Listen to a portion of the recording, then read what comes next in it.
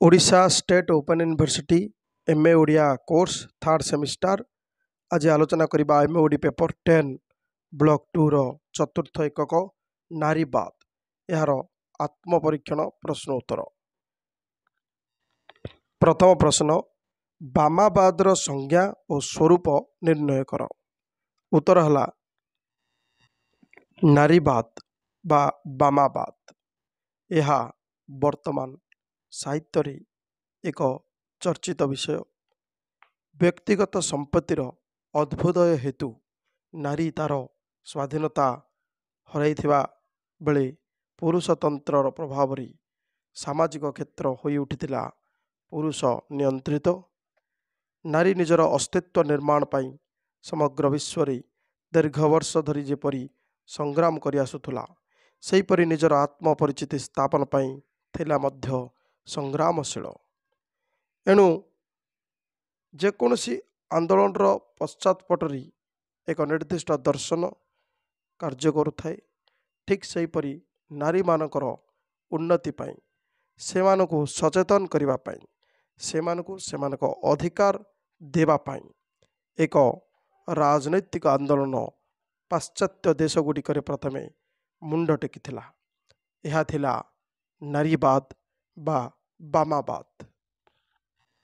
नारी को सचेतन करने सह सेमानक उन्नति करने एवं अधिकार को प्रदान करने यही दर्शन को भित्ति करी तत्कालीन समय लेखिका माने साहित्यर विभिन्न विभाग को परिपुष्ट कले। फलतः विभिन्न देश रे नारी मुक्ति आंदोलन और बहुत रूप देखा मिलला। जेपरिक वुल्फ ठारू वर्तमान पर्यंत नारीवाद बहु भाग में विभक्त होइथिबा जना पड़े। वर्जिनिया वुल्फ सेठारु आरंभ होइथिबा नारीवाद आजिर नारीवाद बहु भाव में विभक्त होइथिबा जना पड़े। एणु गोटे उपसंस्कृतिर गठन और अस्तित्व निर्माण क्षेत्र रे नारीवादर तत्व किपरि गुरुत्वपूर्ण तत्सहित अर्थ सामाजिक राजनैतिक पृष्ठभूमि रे नारी मानकर भूमिका बा स्वरूप किपरि रही ए सबुर अध्ययन एवं नारी मानक मध्य सचेतन वार्ता देवाई सृष्टि होइथिला नारीवाद बा बामावाद। जो नारीवाद संपर्क रे जॉन स्टुअर्ट मिल मध्य तांकर पुस्तक दि सब्जेक्शन ऑफ वुमेन एथिरे लिखिछंती। लेखिका मानक सृजनशील पृष्ठभूमि उपरे एही मंतव्य मध्य मिलकर मंतव्य दुईटी कारण रही। प्रथम कारण थिला जे साहित्य संरचनार जो दीर्घ परंपरा रही से नारी अपेक्षा पुरुषर अंशग्रहण अधिक। द्वितीय कारण थिला साहित्यर विमर्श बा डिस्कोर्स निर्माण रे लेखक गुरुत्वपूर्ण भूमिका नहीं एवं सेमानक सृजन कृति को लेखिका पाठ करुथिबारु पुरुष निर्मित धाराटी लेखिका अवचेतन रे जमाट बांधि दे थाए। तेबे एपरी आशंका आंशिक सत हो पारे। यह संपूर्ण सत्य नुहे कारण विश्वर बौद्धिक परंपरा रे विशेषकर शिक्षा क्षेत्र रे नारीर प्रवेश और सामाजिक राजनैतिक अर्थनैतिक तथा सांस्कृतिक क्षेत्र रे सेमानक सक्रिय अंशग्रहण जदिओ पुरुष सह समतुल्य नुहे किंतु संभ्रांत तथा स्वच्छल परिवार रे जन्मिथिबा नारीटीए साहित्य परी सर्जनात्मक क्रिया रे सक्रिय अंश ग्रहण करथिबा देखिबा को मिली। लेखिका सृजन कर्म उपरी लुईस का वक्तव्य को जदि मिल एक भिन्न दृष्टिभंगी ने आलोचना करिसंती तथापि लेखिका स्व जीवनानुभूति को साहित्य रे रूपायन पाई प्रयासी हेबार संकेत गुड़िक अति सूक्ष्म स्तर रे कार्य करिथाय बोली जना पड़िछि। एतद्व्यतीत नारीर जैविक प्रवृत्ति प्रत्येक मनीष परी तार सृजनशीलता को नियंत्रण करिया मध्य स्वाभाविक। परवर्ती समय रे लेखिका मानक साहित्य तथा अन्यान्य विद्यारे अधिक अनुप्रवेश सेमानक व्यक्तित्व तथा स्वतंत्र संस्कृति को प्रतिफलित करछि बोली मध्य एर्नेस्ट बेकर मत देइछंती तांकर रचित the history of the English novel एही पुस्तक रे। तेणु 60 दशक पर ଆନ୍ତର୍ବିଦ୍ୟାରେ ଏହି ବାମାବାଦୀ ବିମର୍ଶ ପ୍ରମୁଖ ତତ୍ତ୍ୱ ରୂପ ନେବାରୁ ଲେଖିକାମାନଙ୍କ ସାହିତ୍ୟ ସଂରଚନା ଅନୁରୂପ ବିଚାରବୋଧରେ ତର୍ଜମା କରିବା ପାଇଁ କ୍ଷେତ୍ରଟିଏ ପ୍ରସ୍ତୁତ କରିଥିଲା। ଏକ ବୃହତ୍ ସାହିତ୍ୟ ପରମ୍ପରାରେ ଲେଖିକାଙ୍କ ସାହିତ୍ୟିକ ଅବବୋଧ ଯେଉଁ ଉପସଂସ୍କୃତିର ପ୍ରାରୂପଟିଏ ନିର୍ମାଣ କରିଛି, ସେଥିରେ ରହିଛି ନାରୀର ଆତ୍ମନିରୀକ୍ଷଣ ଜନିତ ବିଶ୍ଳେଷଣ। ନିଜ ଜୀବନର ଜୀବନ୍ତ ଅନୁଭୂତିଗୁଡ଼ିକୁ ପ୍ରକାଶ କରିବା ପାଇଁ ଲେଖିକାଟି ଯେଉଁ ସାହିତ୍ୟ ସଂରଚନା କରିଛି, ତାହା ନାରୀ ଚରିତ୍ର ସତ୍ତାର ପରିପ୍ରକାଶ। ଯେଉଁ ପରିପ୍ରକାଶ ଭିତରେ ଆତ୍ମଗୋପନ କରିଛି ତାର ବିଚାରଯୁକ୍ତ ଅସ୍ମିତାବୋଧ। ତେଣୁ ବାମାବାଦର ସ୍ୱରୂପ, ଇତିହାସ ଓ ପ୍ରକାରଭେଦ ଆଲୋଚନା କରିବା ପୂର୍ବରୁ କେତେଗୁଡ଼ିଏ ପ୍ରଶ୍ନର ସମ୍ମୁଖୀନ ହେବାକୁ ପଡ଼େ। ଯେପରିକି ନାରୀ ଭାବେ ନିଜର ଅନୁଭୂତି କେତେଦୂର ପ୍ରତିଫଳିତ ହେଉଛି ସାହିତ୍ୟରେ, ଅନ୍ୟ ନାରୀ, ପୁରୁଷ ତଥା ପାଠକମାନଙ୍କ ସହିତ ଲେଖିକାର ସମ୍ପର୍କ, ନାରୀ ଭାବେ ନିଜ ବ୍ୟକ୍ତିତ୍ୱର ବିକାଶ କିପରି ହୋଇଛି ଏବଂ ତାର ବ୍ୟକ୍ତିତ୍ୱ ଅନ୍ୟ ଉପରେ କିପରି ପ୍ରଭାବ ପକାଇଛି। ପୁରୁଷ ନିର୍ମିତ ସାହିତ୍ୟର ବିଶାଳ ପରମ୍ପରା ଭିତରେ ନିଜର ଅସ୍ତିତ୍ୱ ନିରୂପଣ ସହିତ ସଂଖ୍ୟାଲଘୁ ଭାବେ ବୃହତ୍ ପରମ୍ପରା ଦ୍ୱାରା ନିର୍ଦ୍ଧାରିତ ନୀତି ନିୟମକୁ ଆତ୍ମସ୍ଥ ପୂର୍ବକ ତାର ପ୍ରତିରୋଧ ଓ ସାହିତ୍ୟରେ ରୂପାୟନ କିପରି ଘଟୁଛି, ତାର ଏକ ସ୍ଥୂଳ ଓ ସୂକ୍ଷ୍ମ ଦୃଷ୍ଟିଟି ପ୍ରତିଫଳିତ ହୋଇଥାଏ ନାରୀ ରଚିତ ସାହିତ୍ୟରେ। ଏହି ସାହିତ୍ୟରେ ନାରୀର ଦୁଇଟି ମୁଖ୍ୟ ଆଭିମୁଖ୍ୟ ସ୍ଥାନ ପାଇଥାଏ। ପ୍ରଥମଟି ହେଉଛି ଆତ୍ମ ଆବିଷ୍କାର ଏବଂ ଦ୍ୱିତୀୟଟି ହେଉଛି ଅସ୍ମିତା ପ୍ରତିଷ୍ଠା ପାଇଁ ପ୍ରତିରୋଧମୂଳକ ସାହିତ୍ୟ ସର୍ଜନା। ଏହି ଦୃଷ୍ଟିରୁ ଲେଖିକାମାନଙ୍କ ସୃଜନଶୀଳ ଆଭିମୁଖ୍ୟକୁ ତିନି ଗୋଟି ଉପାଦାନରେ ବିଚାର କରାଯାଇପାରେ। ଗୋଟିଏ ହେଲା ନାରୀ ସୁଲଭତା ବା ଫେମିନାଇନ୍, ଆଉ ଗୋଟିଏ ହେଲା ନାରୀତ୍ୱ ବା ଫିମେଲ ଏବଂ ଆଉ ଗୋଟିଏ ହେଲା ଫେମିନିଷ୍ଟ ବା ବାମାବାଦୀ। ନାରୀର ଏହି ଜୈବିକ ପ୍ରସୂତ ଉପାଦାନ ଗୁଡ଼ିକର ସୃଷ୍ଟି ଉତ୍ସ ଗୋଟିଏ କେନ୍ଦ୍ରରୁ ହୋଇଥିବାରୁ ପରସ୍ପର ପରିପୂରକ।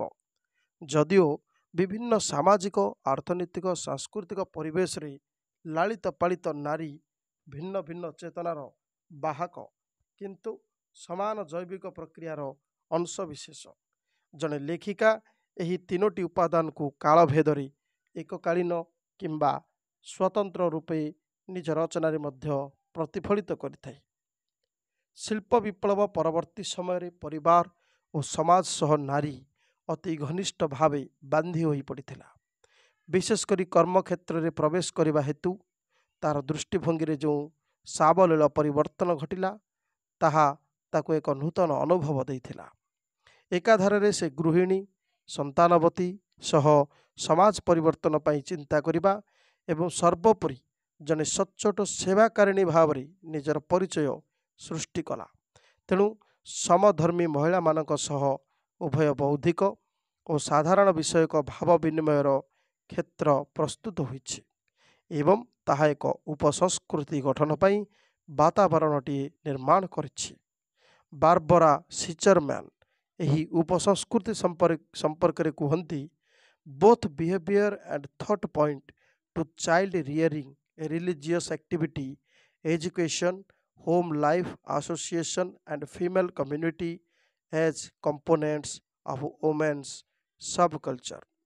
ଏହି ଉପସଂସ୍କୃତି ଗଠନ ପ୍ରକ୍ରିୟାରେ ସାହିତ୍ୟର ଭୂମିକା ଖୁବ୍ ଗୁରୁତ୍ୱପୂର୍ଣ୍ଣ, କାରଣ ଏହାର ପରବର୍ତ୍ତୀ ସମୟରେ ଅର୍ଥାତ୍ ଦ୍ୱିତୀୟ ପର୍ଯ୍ୟାୟରେ ଲେଖକମାନେ ସାହିତ୍ୟ ସଂରଚନା ମାଧ୍ୟମରେ ନିଜର ମୌଳିକ ଦୃଷ୍ଟିକୁ ପ୍ରତିପାଦିତ କରିଛନ୍ତି। ଏହି ଶ୍ରେଣୀର ଲେଖିକା ବା ଏମାନଙ୍କୁ କୁହାଗଲା ଫିମେଲ ସ୍ୱପରିଚୟ ଅନ୍ୱେଷଣ ପାଇଁ ନିଜକୁ ତଥା ପାରିପାର୍ଶ୍ୱିକ ଅବସ୍ଥାକୁ ଗଭୀର ଭାବରେ ବିଶ୍ଳେଷଣ କରିଥାଏ। ତେଣୁ ସେ ପୁରୁଷ ସୃଷ୍ଟି, ସାମାଜିକ ଇତିହାସ ପୃଷ୍ଠଭୂମିକୁ ଅବଲୋକନ କରିବା ସହ ନିଜର ସାମ୍ପ୍ରତିକ ସ୍ଥିତିକୁ ପର୍ଯ୍ୟାଲୋଚନା କରି ଗୋଟିଏ ସ୍ୱତନ୍ତ୍ର ବାତାବରଣ ତାର ସୃଷ୍ଟି ମାଧ୍ୟମରେ ପ୍ରକାଶ କରିଥାଏ। ଏହି ଜାତୀୟ ଲେଖିକାଙ୍କୁ ମଧ୍ୟମ ମାର୍ଗୀ କୁହାଯାଏ। ଏମାନେ ପୁରୁଷତାନ୍ତ୍ରିକ ସମାଜକୁ ସହଜରେ ଗ୍ରହଣ କରୁନଥିଲେ ମଧ୍ୟ ସେହି ପରମ୍ପରାରୁ ସମ୍ପୂର୍ଣ୍ଣ ବିଚ୍ୟୁତ ହୋଇପାରନ୍ତି ନାହିଁ। ଅପରପକ୍ଷରେ ଅର୍ଥାତ୍ ତୃତୀୟ ପର୍ଯ୍ୟାୟ ହେଲା ଯେ ବାମାବାଦୀ ଚେତାଶ୍ରୟୀ ଲେଖିକା ସ୍ପଷ୍ଟ ଓ ପ୍ରତ୍ୟକ୍ଷ ଭାବେ ପୁରୁଷ ଶାସିତ ସମାଜ ବିରୁଦ୍ଧରେ ସ୍ୱର ଉଠାଇବା ସହ ନିଜକୁ ସ୍ୱତନ୍ତ୍ର ରୂପେ ପ୍ରତିଷ୍ଠିତ କରିବା ପାଇଁ ବିଦ୍ରୋହାତ୍ମକ ପନ୍ଥା ଅନୁସରଣ କରିଥାଏ। ସେଥିପାଇଁ ତାର ସ୍ୱର ଖୁବ୍ ତୀବ୍ର ହୋଇଥାଏ। ପୁରୁଷତାନ୍ତ୍ରିକ ସମାଜର ସମ୍ପୂର୍ଣ୍ଣ ବିରୋଧୀ ହେବା ଯୋଗୁଁ ଲିଙ୍ଗ ରାଜନୀତିର ସମୂଳ ଉତ୍ପାଟନ ନିମନ୍ତେ ପ୍ରୟାସ ହୋଇଥାଏ। ଲିଙ୍ଗ ବିଚାର ବିହୀନ ଏକ ନିରପେକ୍ଷ ସମାଜ ଗଠନ ପାଇଁ ଉଦ୍ୟମ କରିଥାଏ। ତେଣୁ ପୁରୁଷ ନିର୍ମିତ ସାମାଜିକ ବ୍ୟବସ୍ଥା ଓ ପରମ୍ପରାକୁ ଅସ୍ୱୀକାର କରି ନିଜର ସାର୍ବଭୌମତ୍ୱକୁ ପ୍ରତିଷ୍ଠା କରିବା ହେଉଛି ଏହି ତୃତୀୟ ପର୍ଯ୍ୟାୟ ବାମବାଦୀମାନଙ୍କର ମୂଳ ଲକ୍ଷ୍ୟ। ପ୍ରିଣ୍ଟ ମିଡ଼ିଆ ଠାରୁ ଆରମ୍ଭ କରି ସତ୍ତ୍ୱାଧିକାର ପର୍ଯ୍ୟନ୍ତ ସମସ୍ତ ପୁରୁଷ ନିୟନ୍ତ୍ରିତ ବ୍ୟବସାୟିକ ବ୍ୟବସ୍ଥାକୁ ନିଜର କର୍ତ୍ତୃତ୍ୱରେ ରଖିବାକୁ ଏହି ପର୍ଯ୍ୟାୟର ଲେଖିକାମାନେ ଚାହିଁଥାନ୍ତି। ବିଶିଷ୍ଟ ବାମବାଦୀ ଚିନ୍ତକ ଏଲେନ୍ ସ୍ୱାଲ୍ଟରଙ୍କ ସମ୍ପର୍କରେ In their rejection of male society and masculine culture, feminist writers had retreated more and more towards a separatist literature of inner space. ସମୟାନୁସାରେ ଏହି ତିନୋଟି ଚେତନାକୁ କେନ୍ଦ୍ର କରି ଗଢ଼ି ଉଠିଥିବା ସାହିତ୍ୟରେ ଆମେ ଦେଖୁ ପ୍ରଚଳିତ ପୁରୁଷ ନିର୍ମିତ ସାଂସ୍କୃତିକ ତଥା ଐତିହାସିକ ଶକ୍ତି ବିରୁଦ୍ଧରେ ଏକ ପ୍ରତିବାଦ ସ୍ୱର, ଯାହା ସାହିତ୍ୟର ପ୍ରାରୂପକୁ ଏକ ଭିନ୍ନ ଦୃଷ୍ଟି ଦେବାରେ ସହାୟତା ହୋଇଛି। ଓଡ଼ିଆ ସାହିତ୍ୟରେ ଲେଖିକାମାନଙ୍କୁ ଏହି ତ୍ରିବିଧ ସ୍ତରରେ ବିଚାର କରାଯାଇପାରିବ। ବସନ୍ତ କୁମାରୀଙ୍କ ଅମଡ଼ା ବାଟ ଫେମିନାଇନ୍ ଗୁଣରେ ସୂତ୍ରାୟିତ ହୋଇଥିବା ବେଳେ କୁନ୍ତଳା କୁମାରୀଙ୍କ ଫିମେଲ୍ ଗୁଣଯୁକ୍ତ ଏବଂ ଶାନ୍ତା ମହାପାତ୍ର, ପ୍ରତିଭା ରାୟ, ଅପର୍ଣ୍ଣା ମହାନ୍ତି ଫେମିନିଷ୍ଟ ଶ୍ରେଣୀୟ ଲେଖିକା ଅଟନ୍ତି। ଯଦିଓ ଓଡ଼ିଆ ଲେଖିକାମାନଙ୍କୁ ଏହି ତିନୋଟି ସ୍ତର ଭେଦରେ ବିଭାଜନ କରିପାରିବା, ତଥାପି କେତେକ କ୍ଷେତ୍ରରେ ଏହି ତିନୋଟି ଉପାଦାନ କ୍ଷେତ୍ର ବିଶେଷରେ ଉପଲବ୍ଧ। ମୂଳରୁ ଏକଥା କହିବା ଉଚିତ ଯେ ବାମବାଦର ମୂଳ ସୃଷ୍ଟି ଉତ୍ସ ହେଉଛି ରାଜନୈତିକ ଆନ୍ଦୋଳନରୁ। ପାଶ୍ଚାତ୍ୟ ଦେଶରେ ଯେପରି ଏହା ଏକ ରାଜନୈତିକ ଆନ୍ଦୋଳନରୁ ପାଶ୍ଚାତ୍ୟ ଦେଶରେ ଏକ ରାଜନୈତିକ ଆନ୍ଦୋଳନର ରୂପ ନେଇ ଭାରତରେ ମଧ୍ୟ ସେପରି ହୋଇନାହିଁ। ଏପରି ନ ହେବାର କାରଣ ଭିତରୁ ମୁଖ୍ୟ କାରଣ ଥିଲା ଭାରତର ସ୍ୱାଧୀନତା ଆନ୍ଦୋଳନ। ତେବେ ସ୍ୱାଧୀନତା ଆନ୍ଦୋଳନର ପରବର୍ତ୍ତୀ ସମୟରେ ନାରୀ ଶିକ୍ଷାର ପ୍ରସାର ଏବଂ ବିଶେଷ କରି ଉଦାରୀକରଣ ତଥା ନବ୍ୟ ଉପନିବେଶବାଦର ପ୍ରତିଷ୍ଠା ପରେ ଭାରତୀୟ ଲେଖିକା ନିଜର ସ୍ୱାତନ୍ତ୍ର୍ୟ ପ୍ରତିଷ୍ଠା ପାଇଁ ବିଶ୍ୱ ବାମବାଦୀ ଆନ୍ଦୋଳନର ଅଂଶୀଭୂତ ହୋଇଛି। ତେଣୁ ବାମବାଦୀ ଆନ୍ଦୋଳନ ସହ ପକ୍ଷଭୁକ୍ତ ହେବା ହେତୁ ଲେଖିକାମାନଙ୍କର ବାମବାଦ ସମ୍ପର୍କିତ ବିବିଧ ଚର୍ଚ୍ଚାକୁ ଆତ୍ମସ୍ଥ କରି ଆନ୍ଦୋଳନର ଇତିହାସ ସମ୍ପର୍କରେ ଏକ ସ୍ଥୂଳ ଧାରଣା ମଧ୍ୟ ଦିଆଯାଇପାରେ। ଆଲୋଚନା କରିବା ପରବର୍ତ୍ତୀ ପ୍ରଶ୍ନ 2 ନମ୍ବର ପ୍ରଶ୍ନ, ବାମବାଦର ଇତିହାସ ସମ୍ପର୍କରେ ଆଲୋଚନା କର। ଉତ୍ତର ହେଲା ପୁରୁଷ ଓ ନାରୀ ମଧ୍ୟରେ ଥିବା ସମ୍ପର୍କ, ସାପେକ୍ଷ ପ୍ରତିଦ୍ୱନ୍ଦ୍ୱିତା ଏବଂ ସମସ୍ତ ଅନୁଷ୍ଠାନ, ନିୟମ, ପରମ୍ପରା ଯାହା ନାରୀକୁ ପୁରୁଷ ସମାଜ ନିକଟରେ ତାର ବଶ୍ୟତା ସ୍ୱୀକାର କରିବା ପାଇଁ ବାଧ୍ୟ କରିଛି। ଏ ସମସ୍ତ କ୍ଷେତ୍ରରେ ସଚେତନତା ସୃଷ୍ଟି କରିବା ବାମବାଦୀ ଚିନ୍ତାର ମୂଳ ଲକ୍ଷ୍ୟ।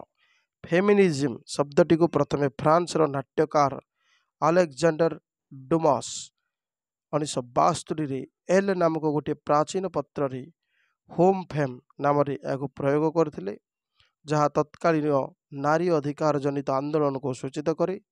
ବାମବାଦୀ ଆନ୍ଦୋଳନ ବିଧିବଦ୍ଧ ରୂପ ନେଲା ପୂର୍ବରୁ ଶତାବ୍ଦୀ ଧରି ସାହିତ୍ୟ ଏବଂ ପ୍ରଶାସନିକ କ୍ଷେତ୍ରରେ ନାରୀ ନିଜର ଦକ୍ଷତାକୁ ପ୍ରତିପାଦିତ କରି ଆସିଛି।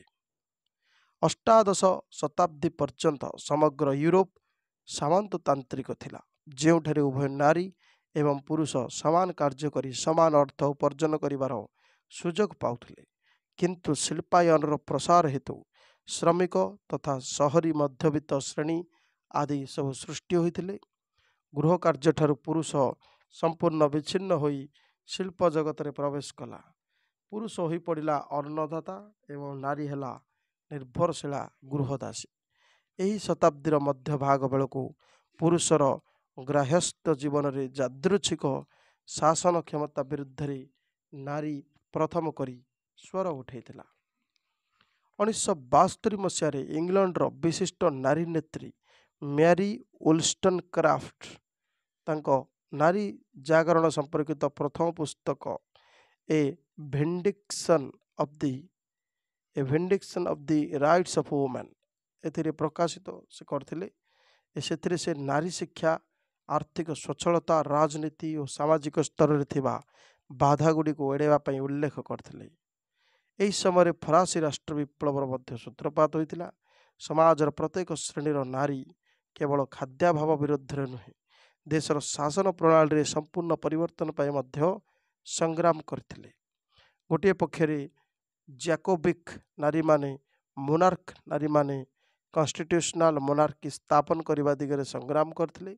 ଏମାନଙ୍କ ନେତୃତ୍ୱ ନେଇଥିଲେ ଅଲମ୍ପିଡ ଗଜ ଏବଂ ଦେରୋଇନ୍ ଡି ମେରିକୋଟ। ସେହିପରି 1807 ମସିହାରେ ଆନ୍ତର୍ଜାତିକ ବାଣିଜ୍ୟ କ୍ଷେତ୍ରରେ କ୍ରୀତଦାସ ପ୍ରଥା ରଦ୍ଦ ହୋଇଥିଲେ ମଧ୍ୟ ଆମେରିକାର ନିଗ୍ରୋମାନଙ୍କୁ କ୍ରୀତଦାସ ଭାବେ ଜୀବନଯାପନ କରିବାକୁ ପଡ଼ୁଥିଲା। ଏହାର ପ୍ରତିରୋଧରେ ପ୍ରଥମେ ନିଗ୍ରୋ ଜାତିର ନାରୀମାନେ ଆନ୍ଦୋଳନ ଆରମ୍ଭ କରିଥିଲେ।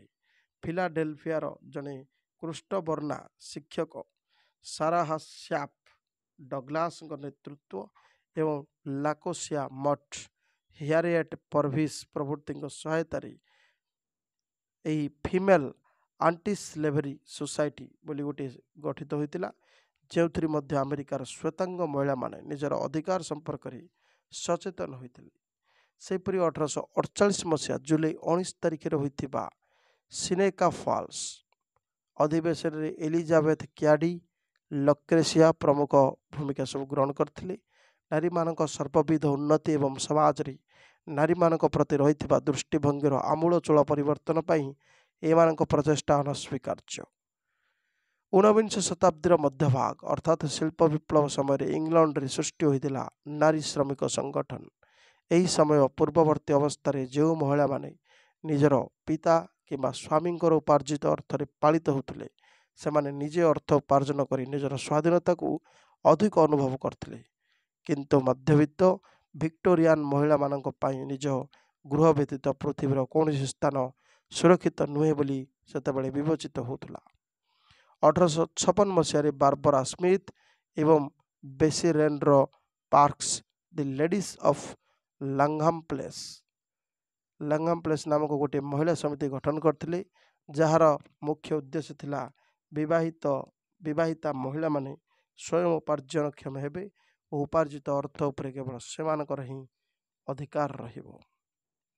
ସେପରି ଭାରତରେ ନାରୀ ଜାଗରଣ ପ୍ରଥମ ବିଧିବଦ୍ଧ ରୂପ ନେଇଥିଲା ଦୟାନନ୍ଦ ସରସ୍ୱତୀ, ରାମମୋହନ ରାୟ, ଈଶ୍ୱରଚନ୍ଦ୍ର ବିଦ୍ୟାସାଗରଙ୍କ ସମାଜ ସଂସ୍କାରମୂଳକ ମନୋଭାବରୁ।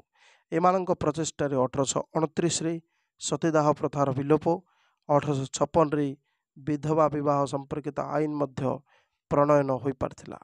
ଲତାମଣି ଏହି ଆଇନକୁ ସମାଜର ପ୍ରତ୍ୟେକ ଶ୍ରେଣୀ ନିକଟରେ ପହଞ୍ଚାଇବା ପାଇଁ ପ୍ରଚେଷ୍ଟା କରିଥିଲେ। ଭାରତୀୟ ସମାଜରେ ଥିବା କେତେକ ମୁଷ୍ଟିମେୟ ସମ୍ପ୍ରଦାୟଙ୍କ ରୂଢ଼ିବାଦୀ ଚିନ୍ତାଧାରାକୁ ସମାଲୋଚନା କରି ସେମାନେ କହିଥିଲେ, debates on women whether in the context of sati, widow, remarriage or genenas were not merely about women but also instances in which the moral challenge of colonial rule was confronted and negotiated। 1918ରେ ଭାରତରେ ନାରୀ ନେତ୍ରୀମାନେ ଜାତୀୟ କଂଗ୍ରେସର ସାହଚର୍ଯ୍ୟ ଲାଭ କରିଥିଲେ। ପଣ୍ଡିତା ରମାବାଈ ହିନ୍ଦୁ ଧର୍ମରେ ନାରୀ ସ୍ୱାଧୀନତା ସମ୍ପର୍କିତ ଓମେନ୍ସ ରିଲିଜିୟସ୍ ଲ ନାମକ ପୁସ୍ତକ ଲେଖିବା ସହିତ ମହିଳା ସମାଜ ନାମକ ଗୋଟିଏ ନାରୀ ସଂଗଠନ ଗଢ଼ିଥିଲେ। ଏହି ସମୟରେ ଓଡ଼ିଶାର କୁନ୍ତଳା କୁମାରୀଙ୍କ ଦ୍ୱାରା ପ୍ରତିଷ୍ଠିତ ଭାରତୀ ତପୋବନ ଅନୁଷ୍ଠାନଟି ନାରୀ ସମାଜର ସଂସ୍କାର ନିମନ୍ତେ କାର୍ଯ୍ୟ କରିଛି। ସେହିପରି ଆନି ବେସାନ୍ତ, ମାର୍ଗାରେଟ୍ କଜିନ୍ସଙ୍କ ମିଳିତ ଉଦ୍ୟମରେ ଇଣ୍ଡିଆନ୍ ଓମେନ୍ସ ୟୁନିଭର୍ସିଟି ଆସୋସିଏସନ୍ ନାମକ ଯେଉଁ ସଂସ୍ଥାଟି ମୁଣ୍ଡ ଟେକିଥିଲା, ତାହା ଭାରତୀୟ ନାରୀଙ୍କୁ ଭୋଟ ଦେବାର ଅଧିକାର ପାଇଁ ସଂଗ୍ରାମ କରିଥିଲା। ପୃଥିବୀର ଅନ୍ୟାନ୍ୟ ରାଷ୍ଟ୍ର ପରେ ଇଣ୍ଡୋନେସିଆର ରାଡେନ୍ ଆଜେନ୍ କାର୍ଟିନ୍ ପୁରୁଷ କ୍ଷେତ୍ରରେ ଏକାଧିକ ବିବାହ ପ୍ରଥା, ନାରୀ ଇଚ୍ଛା ବିରୁଦ୍ଧରେ ବିବାହ, ଔପନିବେଶିକ ଅତ୍ୟାଚାର, ନାରୀ ଶିକ୍ଷାଧିକାର ସମ୍ପର୍କରେ ସ୍ୱର ଉଠାଇଥିଲେ। ଜାପାନର କିସିଦା ତୋଶିକୋ ସି ଇତୋ ଇତୋଶ୍ଚା ନାମକ ଗୋଟିଏ ନାରୀ ମଣ୍ଡଳ ଗଠନ କରି ସି2 ଶୀର୍ଷକ ଏକ ନାରୀ ମୁଖପତ୍ର ମଧ୍ୟ ପ୍ରକାଶ କରିଥିଲେ। ସେଥିରେ ସେ ତତ୍କାଳୀନ ଜାପାନର ସଂସ୍କୃତି, ବିବାହ ଏବଂ ନାରୀ ଅଧିକାର ସମ୍ପର୍କିତ ବିଷୟବସ୍ତୁକୁ ଗୁରୁତ୍ୱ ଦେବା ସହ ପ୍ରକାଶ କରୁଥିଲେ। ସେପରି ତାନ୍ ୟନିଙ୍ଗ ଇଏ ମଧ୍ୟ ଚୀନର ଜଣେ ବିଶିଷ୍ଟ ବାମବାଦୀ ଥିଲେ। ସେ 1911ରେ ଚାଇନିଜ୍ ସଫ୍ରାଗେଟ୍ ସୋସାଇଟି ଗଠନ କରି ନାରୀ ସଚେତନତା ସୃଷ୍ଟି କରିଥିଲେ। 1909ରେ ଦି ଅଷ୍ଟ୍ରେଲିଆନ୍ ଓମେନ୍ସ ପଲିଟିକାଲ ଆସୋସିଏସନ୍ ଗଠିତ ହୋଇଥିଲା, ଯାହାର ଲକ୍ଷ୍ୟ ଥିଲା ଲିଙ୍ଗଭେଦ ଦୃଷ୍ଟିରୁ ସମାଜରେ ସମସ୍ତ ନାଗରିକମାନଙ୍କୁ ସମାନ କର୍ମ ପାଇଁ ସମାନ ଅର୍ଥ ପ୍ରଦାନ କରିବା ଏବଂ ରାଜନୈତିକ କ୍ଷେତ୍ରରେ ନାରୀମାନଙ୍କର ସକ୍ରିୟ ଅଂଶଗ୍ରହଣ ପାଇଁ ଅଧିକାର ଦେବା। ଏହିପରି ଭାବରେ ଲକ୍ଷ୍ୟ କରାଯାଏ ଯେ ବାମବାଦର ଇତିହାସ ସୁଦୀର୍ଘ ଅଟେ। ପରବର୍ତ୍ତୀ ଆଲୋଚନା 3 ନମ୍ବର ପ୍ରଶ୍ନ, ଉଦାରପନ୍ଥୀ ବାମବାଦ ଓ ବାମପନ୍ଥୀ ବାମବାଦ ମଧ୍ୟରେ ଏକ ତୁଳନାତ୍ମକ ଚିତ୍ର ପ୍ରଦାନ କର। ଉତ୍ତର ହେଲା ରାଜନୀତିକ ଚିନ୍ତନ ପ୍ରକ୍ରିୟାରୁ ଉଦାରପନ୍ଥୀ ବାମବାଦର ସୃଷ୍ଟି। ମସ୍ତିଷ୍କର ବିଚକ୍ଷଣତା ଓ ବିଜ୍ଞାନ ଭିତ୍ତିକ ମନନଶୀଳତା ମାନବେତର ପ୍ରାଣୀଠାରୁ ମଣିଷକୁ ଅଲଗା କରିଛି। ଏହାର ଅର୍ଥ ନୁହେଁ ଯେ ଜୈବମଣ୍ଡଳରେ ମଣିଷ ଅନ୍ୟମାନଙ୍କୁ ତୁଚ୍ଛ କରି ସ୍ୱାର୍ଥପର ସୌରାଚାର ଜୀବନ ବଞ୍ଚିବ। ତେବେ ବ୍ୟକ୍ତିର ସ୍ୱତନ୍ତ୍ର ରକ୍ଷା ଅଥବା ଅଧିକାର ପ୍ରତିଷ୍ଠାକୁ ସର୍ବାଗ୍ରେ ଉଚ୍ଚସ୍ଥାନ ଦିଆଯିବା ଉଚିତ ବୋଲି ଉଦାରବାଦ କହିଥାଏ। ମଣିଷର ମୌଳିକ ଅଧିକାରରୁ ବଞ୍ଚିତ କରିବା ଅର୍ଥ ତା'ର ସ୍ୱାଧୀନତାକୁ ଅପହରଣ କରିବା। ବ୍ୟକ୍ତିର ଉନ୍ନତି ତଥା ସାର୍ବଜନୀନ ମଙ୍ଗଳ ବିଧାନ ନିମନ୍ତେ ରାଷ୍ଟ୍ର ଅନୁରୂପ ନୀତି ନିୟମ ପ୍ରଣୟନ କରିବା ଦରକାର। ମଣିଷର ବ୍ୟକ୍ତିସ୍ତରୀୟ କାର୍ଯ୍ୟପନ୍ଥା ଉପରେ ରାଷ୍ଟ୍ର ନିଜର ଆଧିପତ୍ୟରୁ ନିବୃତ୍ତ ରହି ତା'ର ସ୍ୱାଧୀନତାକୁ ଗୁରୁତ୍ୱ ଦେବା ସହ ରାଷ୍ଟ୍ର ମଙ୍ଗଳ କାର୍ଯ୍ୟରେ ବ୍ୟକ୍ତିର ଚିନ୍ତା ଜଗତକୁ ବିନିଯୋଗ କରିବା ଆବଶ୍ୟକ। ସବୁ ମଣିଷଙ୍କ ମଧ୍ୟରେ ସମାନୁପାତିକ ଅର୍ଥ ବଣ୍ଟନ ଓ ସାମାଜିକ ସୁବିଧା ତଥା ସୁରକ୍ଷା ଦେବା ହେଉଛି ଗୋଟିଏ ରାଷ୍ଟ୍ରର ପରମ କର୍ତ୍ତବ୍ୟ। ତେଣୁ ଲିଙ୍ଗ ଭେଦହୀନ ସମାଜ ଗଠନ ଏବଂ ପ୍ରତିଟି କ୍ଷେତ୍ରରେ ଉଭୟ ନାରୀ ଓ ପୁରୁଷଙ୍କୁ ସମାନ ଦୃଷ୍ଟି ବଳୟଟି ନିର୍ମାଣ କରିବା କ୍ଷେତ୍ରରେ ରାଷ୍ଟ୍ର ମୁଖ୍ୟ ଭୂମିକା ରହିଛି। ଅଷ୍ଟାଦଶ ଶତାବ୍ଦୀରେ ୟୁରୋପରେ ଶିଳ୍ପ ବିପ୍ଳବ ବ୍ୟକ୍ତିକୁ ନିଜର କୌଳିକ ବୃତ୍ତିରୁ ବିଚ୍ଛିନ୍ନ କରି ଶିଳ୍ପଭିତ୍ତିକ ପୁଞ୍ଜିବାଦ ପ୍ରତି ଆକର୍ଷିତ କରିଛି। ଏହାର ପ୍ରଭାବ ଓ ପ୍ରତିକ୍ରିୟା ଆମେ ପାରିବାରିକ ଜୀବନ ଉପରେ ଲକ୍ଷ୍ୟ କରିପାରିବା। କଳକାରଖାନାରେ ପୁରୁଷ ନିଜର ଶ୍ରମ ଦେଇ ଅର୍ଥ ଉପାର୍ଜନ କଲାବେଳେ ନାରୀ ଗୃହ କାର୍ଯ୍ୟରେ ନିଜକୁ ସୀମିତ ରଖିବାକୁ ବାଧ୍ୟ ହୋଇଛି। ଅପରପକ୍ଷରେ ସମ୍ଭ୍ରାନ୍ତ ଶ୍ରେଣୀର ନାରୀ ନିଜକୁ ସୁନା ପଞ୍ଜୁରୀରେ ରଖି ଜୀବନକୁ ଉପଭୋଗ କରୁଛି। ଅପରପକ୍ଷରେ ସାଧାରଣ ନାରୀ ନିଜର ସୁଖ, ସମ୍ମାନ, ସମୃଦ୍ଧି ଓ ଅସ୍ମିତା ସମ୍ପର୍କରେ ଚିନ୍ତା କରିବାର ଅବକାଶ ପାଉନାହିଁ। କର୍ମ ସଂସ୍କୃତି ଠାରୁ ଦୂରେଇ ରହିବା ଏବଂ ପରିବର୍ତ୍ତନଶୀଳ ସାମାଜିକ ସ୍ଥିତାବସ୍ଥା ତା'ର ଅସ୍ତିତ୍ୱ ବିକାଶରେ ପ୍ରତିବନ୍ଧକ ସୃଷ୍ଟି କରିଛି। ପୁରୁଷ ଓ ନାରୀ ଭିତରେ ଥିବା ପ୍ରଜ୍ଞା ବା ବୁଦ୍ଧିମତାର ଯେଉଁ ପାର୍ଥକ୍ୟ ପରିଲକ୍ଷିତ ହୁଏ, ତାହା ଶିକ୍ଷା ତଥା ଅନ୍ୟାନ୍ୟ କ୍ଷେତ୍ରରେ ପୁରୁଷର ସୁବିଧାଜନକ ସ୍ଥିତିର କାରଣରୁ ହିଁ ହୋଇଥାଏ। ତେବେ ବୌଦ୍ଧିକ ଭାବେ ନାରୀ ସର୍ବଦା ପୁରୁଷଠାରୁ ଯଥେଷ୍ଟ ଆଗରେ। ବିବାହ, ପରିବାର ପରିଚାଳନା, ଶିଶୁର ଜନ୍ମ ତଥା ତା'ର ଲାଳନ ପାଳନ, କର୍ମକ୍ଷେତ୍ରରେ ଯୋଗଦାନ ପ୍ରଭୃତିକୁ ବିଚାର କଲେ ନାରୀ ବହୁ କ୍ଷେତ୍ରରେ ନିଜର ପାରିଦର୍ଶିତା ପ୍ରଦର୍ଶନ କରିଥାଏ। ଊନବିଂଶ ଶତାବ୍ଦୀର ପ୍ରଥମାର୍ଦ୍ଧରେ ଭୋଟ ଦେବାର ଅଧିକାର ନେଇ ସଂଘର୍ଷ ଘଟିଛି। ଫ୍ରେଡରିକ୍ ଡୁଗାଲ୍ସ ଏବଂ ଏଲିଜାବେଥ କାଡ଼ି ଷ୍ଟାଣ୍ଟନଙ୍କ ନେତୃତ୍ୱରେ ଆମେରିକାର ରାଜନୀତି କ୍ଷେତ୍ରରେ ବର୍ଣ୍ଣ ବୈଷମ୍ୟ ସତ୍ତ୍ୱେ ନାରୀର ଅଧିକାର ପାଇଁ ଏକ ରାଜନୈତିକ ଆନ୍ଦୋଳନ ଆରମ୍ଭ ହୁଏ। 1960 ମସିହାରେ ଏହା କେବଳ ରାଜନୀତି ନୁହେଁ ବରଂ ଅର୍ଥନୈତିକ ସୁବିଧା, ଯୌନ ଜୀବନ ସମ୍ପର୍କରେ ସ୍ୱାଧୀନତା ଏବଂ ସାମାଜିକ ସ୍ୱାଧିକାର ପାଇଁ ବହୁ ବାମବାଦୀ ନାରୀ ସ୍ୱାଧିକାର ସମ୍ପର୍କିତ ସଂଗଠନ ଗଠନ କରନ୍ତି ଏବଂ ସକ୍ରିୟ ଭାବରେ ଆନ୍ଦୋଳନ ଆରମ୍ଭ ହୁଏ। ବେଟି ଫ୍ରେଡେନ୍ ଜାତୀୟ ନାରୀ ସଂଗଠନର ସ୍ଥାପନ କରି ସେଥିରେ ନାରୀର ଯୌନ ସ୍ୱାଧିକାର ସମ୍ପର୍କରେ ମତ ରଖିଛନ୍ତି। ଦି ଫେମିନିଷ୍ଟ ପୁସ୍ତକରେ ନାରୀକୁ ପୁରୁଷ ତୁଲ୍ୟ ହେବାକୁ ମଧ୍ୟ ସେ ପରାମର୍ଶ ଦେଇଛନ୍ତି। ତାଙ୍କର ଆଉ ଗୋଟିଏ ପୁସ୍ତକ ଦି ସେକେଣ୍ଡ ଷ୍ଟେଜରେ ଏ ସମ୍ପର୍କରେ ନରମ ଭାବ ପୋଷଣ କରିଥିବା ମଧ୍ୟ ଦେଖିବାକୁ ମିଳେ। ଏହି ପୁସ୍ତକରେ ସେ ଉଭୟ ନାରୀ ଓ ପୁରୁଷକୁ ସମନ୍ୱୟ ସମାଜ ପ୍ରତିଷ୍ଠା ଉପରେ ଗୁରୁତ୍ୱ ଦେଇଛନ୍ତି। ଏହି ପ୍ରକାର ସମାଜର ଗଠନ ପ୍ରକ୍ରିୟାର ଭୂୟସୀ ପ୍ରଶଂସା କରିଛନ୍ତି ତାଙ୍କର ତୃତୀୟ ପୁସ୍ତକ ଦି ଫାଉଣ୍ଟେନ୍ ଅଫ୍ ଏଜ୍ରେ। ତେବେ ପୁରୁଷତାନ୍ତ୍ରିକ ସମାଜ ବ୍ୟବସ୍ଥା ପ୍ରତି ପୂର୍ବରୁ ଥିବା କଠୋର ଆଭିମୁଖ୍ୟ କ୍ରମଶଃ ନରମ ପଡ଼ିଯାଇ ମାନବବାଦ ଆଡ଼କୁ ଅଗ୍ରସର ହୋଇଛି। ଏହି ପରିପ୍ରେକ୍ଷୀରେ ଆମେ ଉଦାରବାଦୀ ଭାବବାଦର ଦୁଇଟି ସ୍ୱରୂପକୁ ଲକ୍ଷ୍ୟ କରୁ। ପ୍ରଥମଟି ହେଉଛି ଶାସ୍ତ୍ରସମ୍ମତ ଅର୍ଥାତ୍ ପ୍ରାଚୀନ ଆଦର୍ଶବାଦ ଭିତ୍ତିକ ପ୍ରାଚୀନ ସମାଜ ଏବଂ ସର୍ବମଙ୍ଗଳ ସାଧକ ସମାଜ ଗଠନ ପ୍ରତି ଆଗ୍ରହ। ତେଣୁ ଏହି ଆଦର୍ଶକୁ ଆପଣେଇଥିବା ମାଓବାଦୀମାନେ ମୁକ୍ତ ବଜାର ଅର୍ଥନୀତିକୁ ଗୁରୁତ୍ୱ ଦେବା ସହିତ ଭାବ ଅଭିବ୍ୟକ୍ତିର ସ୍ୱାଧୀନତା, ଧର୍ମ ଓ ପ୍ରଜ୍ଞାର ବିକାଶ ଉପରେ ଗୁରୁତ୍ୱ ଦେଇଛନ୍ତି। ଦ୍ୱିତୀୟ ଭାବାଦର୍ଶଟି ସମାଜରେ ବଞ୍ଚିତ ସମସ୍ତ ନାଗରିକଙ୍କୁ ଶିକ୍ଷା, ସ୍ୱାସ୍ଥ୍ୟ, ଗୃହ ଏବଂ ସାମାଜିକ ନିରାପତ୍ତା ବିନା ଶୁଳ୍କରେ ଯୋଗାଇ ଦେବା ଉପରେ ଗୁରୁତ୍ୱ ଦେବା ଉପରେ ପର୍ଯ୍ୟବେସିତ। ଅର୍ଥନୈତିକ ତଥା ନ୍ୟାୟଗତ ଅଧିକାର ସମସ୍ତେ ପାଇପାରିବେ ବୋଲି ଏମାନେ ବିଶ୍ୱାସ କରିଛନ୍ତି। ଏହି ଉଦାରବାଦୀ ମାଓବାଦୀମାନଙ୍କୁ ଆଲିସାନ ଜାଗର ପରି କେତେଜଣ ମାଓବାଦୀ ସମାଲୋଚନା କରିଛନ୍ତି। ସେମାନଙ୍କ ମତରେ ଉଦାରପନ୍ଥୀ ମାଓବାଦ ଛଦ୍ମ ଆଦର୍ଶବାଦର ଶିକାର ହୋଇଥିବାରୁ କେବଳ ସମାଜରେ ନାରୀ ଭିତରେ ଥିବା ଐକ୍ୟବୋଧ ଜନିତ ବ୍ୟକ୍ତିତ୍ୱ ଓ କାର୍ଯ୍ୟପ୍ରଣାଳୀକୁ ହୋଇ ହୀନ ପ୍ରଭାବ କରିନାହିଁ, ପରନ୍ତୁ ରାଜନୀତି କ୍ଷେତ୍ରରେ ତାର ସକ୍ରିୟ ଅଂଶଗ୍ରହଣ ଠାରୁ ତାକୁ ଦୂରେଇ ନେଇଛି। ତେଣୁ ଉଦାରପନ୍ଥୀ ମାଓବାଦୀମାନେ ଯେଉଁ ଆଦର୍ଶ ବ୍ୟକ୍ତିତ୍ୱ ଗଠନ କରିବାର କଥା କହିଛନ୍ତି, ତାହା ଏକ ଭ୍ରମପ୍ରବଣ ଅନୁଚିନ୍ତା। ସେଥିପାଇଁ ଉଦାରପନ୍ଥୀ ମାଓବାଦ ଭିତରେ ଥିବା ପାରମ୍ପରିକ ନାରୀ କୈନ୍ଦ୍ରିକ ସମାଜର ଅନୁଚିନ୍ତା ସାମ୍ପ୍ରତିକ ସମୟ ପାଇଁ ପ୍ରଯୁଜ୍ୟ ନୁହେଁ, ଯାହାକୁ ପରବର୍ତ୍ତୀ ସମୟରେ ବୁର୍ଜୁଆ ନାରୀମାନଙ୍କ ବିଳାସ କ୍ଷେତ୍ର ବୋଲି ଅଭିହିତ କରାଯାଇଛି। ଆଲୋଚନା କରିବା ବାମପନ୍ଥୀ ମାଓବାଦ ବା ନାରୀବାଦ।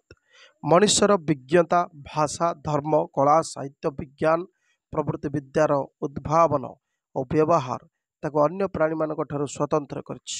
ଉଦାରତନ୍ତ୍ରୀ ମାଓବାଦର ଏହି ଅବଧାରଣାକୁ ବାମପନ୍ଥୀ ମାଓବାଦ ପ୍ରତ୍ୟାଖ୍ୟାନ କରି ନିଜସ୍ୱ ମୌଳିକ ଚିନ୍ତା ପ୍ରକଟ ପ୍ରେକ୍ଷାପଟରେ କୁହେ, ଉତ୍ପାଦନ ପ୍ରକ୍ରିୟାରେ ମଣିଷ ଗୁରୁତ୍ୱପୂର୍ଣ୍ଣ ଭୂମିକା ଗ୍ରହଣ କରିଥିବାରୁ ସେ ଅନ୍ୟ ପ୍ରାଣୀଠାରୁ ସ୍ୱତନ୍ତ୍ର। ସାମାଜିକ, ରାଜନୀତିକ ଓ ଅର୍ଥନୈତିକ କ୍ଷେତ୍ରରେ ମଣିଷ ଏହି ଉତ୍ପାଦନ ପ୍ରକ୍ରିୟା ସହିତ ଅନବରତ ଜଡ଼ିତ ଏବଂ ଏହି ପ୍ରକ୍ରିୟାକୁ ଅଧିକ କ୍ରିୟାଶୀଳ କରୁଥିବା ମଣିଷର ପ୍ରଜ୍ଞାଦୀପ୍ତ ପ୍ରବୃତ୍ତି ଯୋଗୁଁ ସେ କେବଳ ଅନ୍ୟ ପ୍ରାଣୀ ଜଗତ ଉପରେ ନିଜର କର୍ତ୍ତୃତ୍ୱ ବିସ୍ତାର କରିନି, ପରନ୍ତୁ ପ୍ରକୃତି ଉପରେ ଆଧିପତ୍ୟ ଜାହିର କରିଛି। ସାମାଜିକ ସ୍ଥିତାବସ୍ଥା ହିଁ ତାର ଚେତନାକୁ ନିୟନ୍ତ୍ରଣ କରେ। ମାର୍କ୍ସଙ୍କ ମତରେ ସମାଜର ସମସ୍ତ ଉତ୍ପାଦନ ପ୍ରକ୍ରିୟାରେ କ୍ରିୟାଶୀଳ ଉତ୍ପାଦିକା ଶକ୍ତି ଓ ଏହା ସହିତ ପ୍ରତ୍ୟକ୍ଷ ସମ୍ପର୍କ ସ୍ଥାପନ କରୁଥିବା ଉତ୍ପାଦନରୁ ହିଁ ସୌଧର ନିର୍ମାଣ ହୁଏ। ତେଣୁ ଭିତ୍ତି ଏବଂ ସୌଧ ବା ବେସ୍ ଆଉ ସୁପରଷ୍ଟ୍ରକ୍ଚର ଯେପରି ଉତ୍ପାଦନ ପ୍ରକ୍ରିୟାର ଅଂଶବିଶେଷ ହୋଇ ଯେଉଁ ସ୍ୱରୂପଟିକୁ ଜନ୍ମ ଦିଏ, ସେଥିରେ ଅନୁରୂପ ଭାବେ ନାରୀ ଓ ପୁରୁଷର ସମ୍ପର୍କ ଓ ସ୍ଥିତି ପ୍ରତିଫଳିତ ହୋଇଥାଏ। ପୁଞ୍ଜିବାଦୀ ରାଷ୍ଟ୍ରରେ ନାରୀର ଅଧିକାର ଓ ସ୍ୱାଧୀନ ଜୀବନ ବଞ୍ଚିବାକୁ କେନ୍ଦ୍ର କରି ଯେଉଁ ସାମ୍ବିଧାନିକ ନିୟମ ପ୍ରଣୟନ କରାଯାଇଛି, ତାହା ରାଜତନ୍ତ୍ର, ସମାଜ ସାମନ୍ତତନ୍ତ୍ର କିମ୍ବା ସମାଜବାଦୀ ରାଷ୍ଟ୍ରରେ ପ୍ରଣୀତ ସମ୍ବିଧାନ ଠାରୁ ବ୍ୟତିକ୍ରମ ହେବା ସ୍ୱାଭାବିକ। ଶ୍ରେଣୀ ବିଭକ୍ତ ଜରିଆରେ ନାରୀ ମଧ୍ୟ ବୁର୍ଜୁଆ ଏବଂ ପ୍ରୋଲେଟାରିଏଟ୍ ଦୁଇଟି ସ୍ତରରେ ବିଭକ୍ତ। ତେଣୁ ସମଗ୍ର ନାରୀ ଜାତିକୁ ଗୋଟିଏ ଶ୍ରେଣୀରେ ଅନ୍ତର୍ଭୁକ୍ତ କରିବା ପାଇଁ ବାମପନ୍ଥୀ ମାଓବାଦୀମାନେ ପ୍ରୟାସ କରିଛନ୍ତି, କାରଣ ଏହି ଉଭୟ ଶ୍ରେଣୀର ନାରୀଙ୍କ ସ୍ଥିତି, ବିଶେଷ କରି ସନ୍ତାନ ଜନ୍ମ, ଲାଳନ ପାଳନ କରିବା, ଗୃହ କାର୍ଯ୍ୟ ସମ୍ପାଦନା ସହିତ ପତିର ଯୌନାକାଂକ୍ଷା ପରିପୂର୍ତ୍ତି ପ୍ରଭୃତି କାର୍ଯ୍ୟଗୁଡ଼ିକ ସମାନ। ତେବେ ପ୍ରଶ୍ନ ଉଠେ, ନାରୀ ଦ୍ୱାରା ସମ୍ପାଦିତ ଏହି କାର୍ଯ୍ୟଗୁଡ଼ିକ କ'ଣ ଉତ୍ପାଦନ ଭିତ୍ତିକ ନୁହେଁ ଏବଂ ସେମାନେ କ'ଣ ଏଥିରୁ ନିରବଚ୍ଛିନ୍ନତା ଅନୁଭବ କରନ୍ତି ନାହିଁ? ପ୍ରଥମତଃ ନାରୀର ଶ୍ରମର ଫଳକୁ ପୁରୁଷ ଭୋଗ କରେ, ଠିକ୍ ଯେପରି ଶ୍ରମିକକୁ ଶୋଷଣ କରେ ମାଲିକ। ନାରୀ ନିଜ ଶ୍ରମରୁ ଉତ୍ପାଦିତ ଦ୍ରବ୍ୟର ଅନୁରୂପ ଭାଗ ପାଏ ନାହିଁ। ଦ୍ୱିତୀୟତଃ ନାରୀ ନିଜଠାରୁ ବା ନିଜ ଭିତରେ ଏହି ବିଚ୍ଛିନ୍ନତା ବୋଧକୁ ଅନୁଭବ କରେ। ନିର୍ଦ୍ଧାରିତ ସମୟରେ ନିର୍ଦ୍ଦିଷ୍ଟ ପରିମାପକ ଦ୍ରବ୍ୟ ଉତ୍ପାଦନ ପାଇଁ ମାଲିକର ନିର୍ଦ୍ଦେଶକୁ ଶ୍ରମିକ ମାନିବା ପାଇଁ ବାଧ୍ୟ ହେବା ହେତୁ କର୍ମକ୍ଷେତ୍ରରେ ଶ୍ରମିକ ନିଜକୁ ବିସ୍ମୃତ କରିଥାଏ ଏବଂ ଯେଉଁ ଉତ୍ପାଦନ ପ୍ରକ୍ରିୟାରେ ନିଜକୁ ସକ୍ରିୟ ଅଂଶଭୂତ କରିଥାଏ ସେଥିରୁ ସେ ଆନନ୍ଦ ପାଏ ନାହିଁ। ନାରୀର କର୍ମ ପ୍ରକ୍ରିୟା ଅନୁରୂପ ଭାବଧାରା ଉପରେ ପର୍ଯ୍ୟବସିତ ହୋଇଥିବାରୁ ନିଜର ଇଚ୍ଛା ଅନିଚ୍ଛାର କୌଣସି ମୂଲ୍ୟ ନଥାଏ ପୁରୁଷ ନିକଟରେ। ତୃତୀୟତଃ ଉତ୍ପାଦନ ପ୍ରକ୍ରିୟାରେ ନାରୀ ଅନ୍ୟମାନଙ୍କ ଠାରୁ ବିଚ୍ଛିନ୍ନ ହୋଇଥାଏ। ପୁଞ୍ଜିବାଦୀ ଅର୍ଥନୀତିର ଗଠନ ପ୍ରକ୍ରିୟା ଏପରି ଏକ ବ୍ୟବସ୍ଥାକୁ ଜନ୍ମ ଦେଇଥାଏ ଯେଉଁଥିରେ ଶ୍ରମିକ ନିଜର ପଦୋନ୍ନତି ପାଇଁ ପ୍ରତିଯୋଗିତା ହିଁ ଜୀବନର ସାରବତ୍ତା ବୋଲି ମନେ କରେ।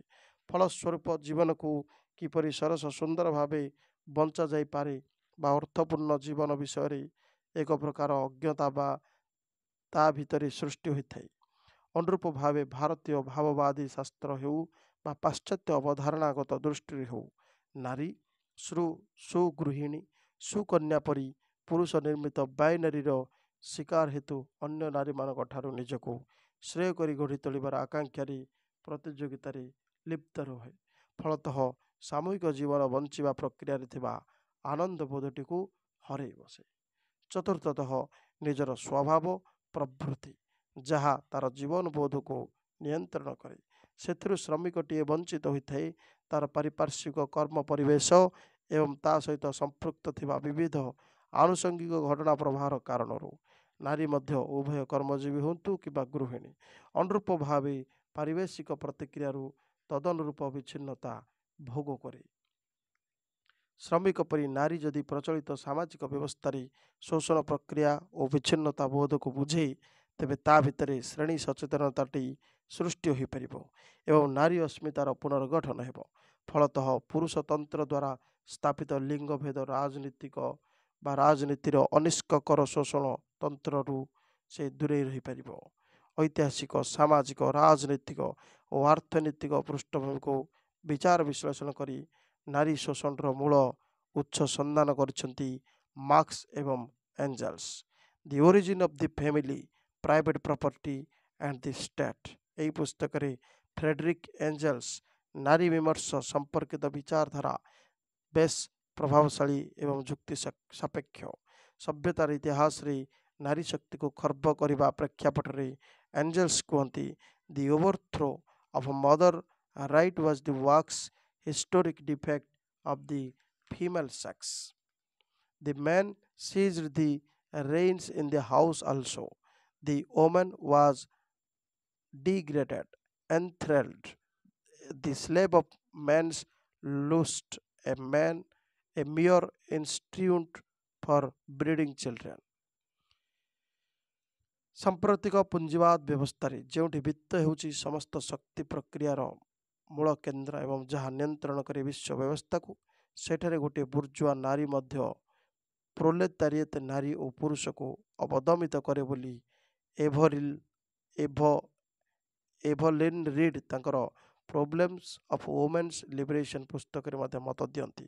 ତେବେ ସାମ୍ୟବାଦୀ ଆଦର୍ଶକୁ ଭିତ୍ତି କରି ବିଶ୍ୱରେ କିଛି ରାଷ୍ଟ୍ର ଗଠିତ ହେଲା ପରେ ନାରୀ ଗୃହ ଓ ଗୃହ ବାହାରେ ଉତ୍ପାଦନ ପ୍ରକ୍ରିୟାରେ ଅଂଶଗ୍ରହଣ କରିଛି। ପୁଞ୍ଜିବାଦ ରାଷ୍ଟ୍ର ପରି ଏଠାରେ ମଧ୍ୟ ପୁରୁଷ ତୁଳନାରେ ନାରୀ ପ୍ରାପ୍ୟ କମ୍, ଏପରିକି ନାରୀ ପାଇଁ କର୍ମ କରିବାର ସୁଯୋଗ ସୃଷ୍ଟି ହୋଇନାହିଁ।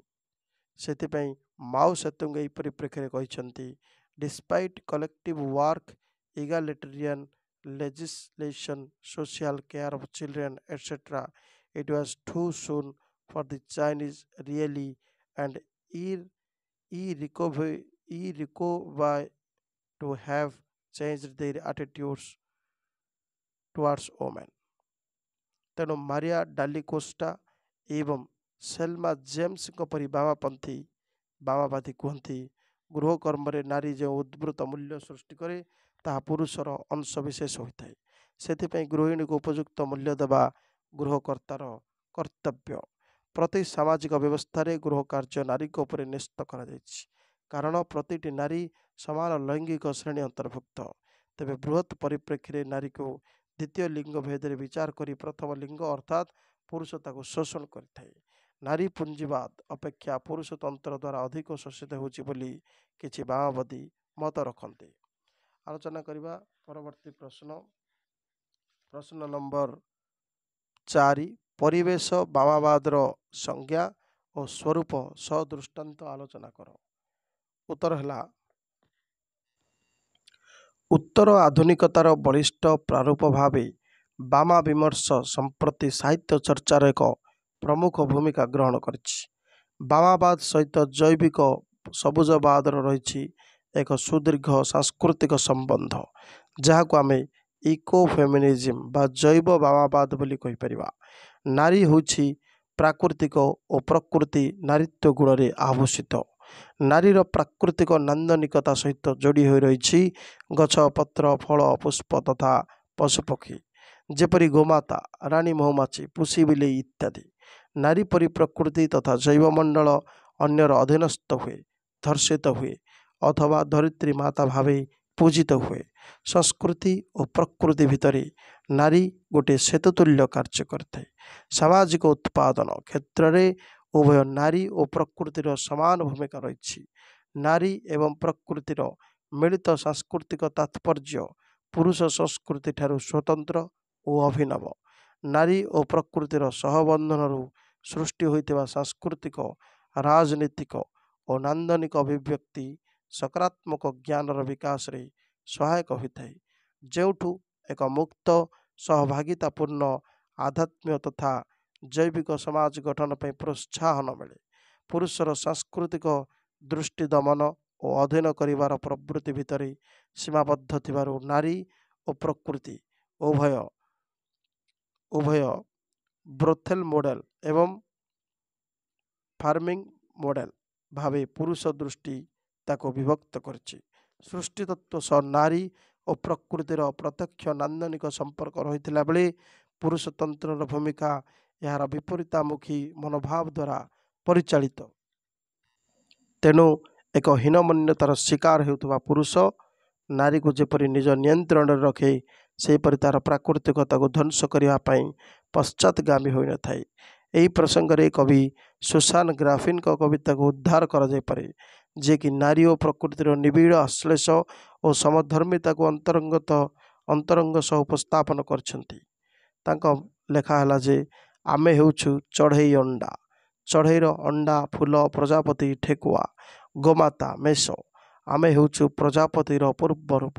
ଆମେ ହେଉଛୁ ଚିର ଶ୍ୟାମଳିମା ପତ୍ର ଆଉ ବାସନ୍ତୀ ଓ ସୁବାସିତ ପୁଷ୍ପ। ଆମେ ନାରୀ, ଉର୍ମିରୁ ଆମେ ଉତ୍ତୋଳିତ। ଜୈବ ସବୁଜବାଦ କିପରି ମଣିଷର ଜୈବ ପ୍ରବୃତ୍ତି ଭିତରେ ଏକାକାର ହୋଇ ରହିଛି ସୃଷ୍ଟି ପ୍ରାରମ୍ଭର, ତାହା ଆମେ ଉପରୋକ୍ତ ଦୁଇ ନାରୀ କବିଙ୍କ କବିତାରୁ ଲକ୍ଷ୍ୟ କରିବା। ପ୍ରକୃତି ସହ ନାରୀ ଚେତନାର ଅନ୍ତରୀଣ ସମ୍ବନ୍ଧ ଓ ସହଭାଗିତାର ଜୈବିକ ଇତିହାସ ଏବଂ ଐତିହାସବାଦର ସଂସ୍କୃତି ଯୋଡ଼ନ। କବି ଅଙ୍ଗୁରବାଳା ପରିଡ଼ା ନାରୀ ଚେତନାର ପ୍ରକୃତିର ସାରସ୍ୱତ ସମ୍ପର୍କକୁ ଖୁବ୍ ଆତ୍ମୀୟତାର ସହ ପ୍ରକାଶ କରି କୁହନ୍ତି, ଦି କାନି ପତ୍ରେଇଥିବା ମଞ୍ଜିର ଅଧର, ଯେବେ ଗାଏ ବର୍ଷାର ମହ୍ଲାର, ବର୍ଷା ଲାଗେ ଖୁବ୍ ଆପଣାର।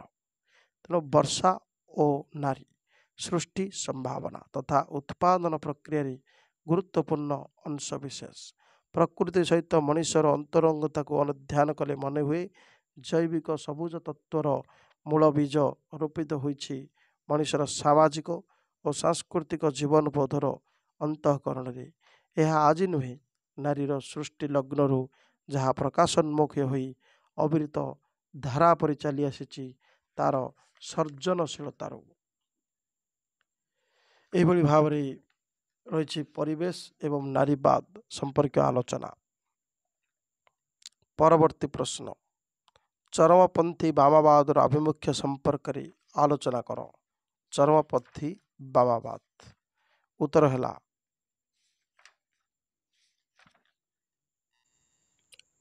1960-70 ବେଳକୁ ବିଶ୍ୱରେ ବାମାବାଦୀ ଆନ୍ଦୋଳନ ଏକ ଭିନ୍ନ ରୂପ ପରିଗ୍ରହ ଲାଭ କରିଛି।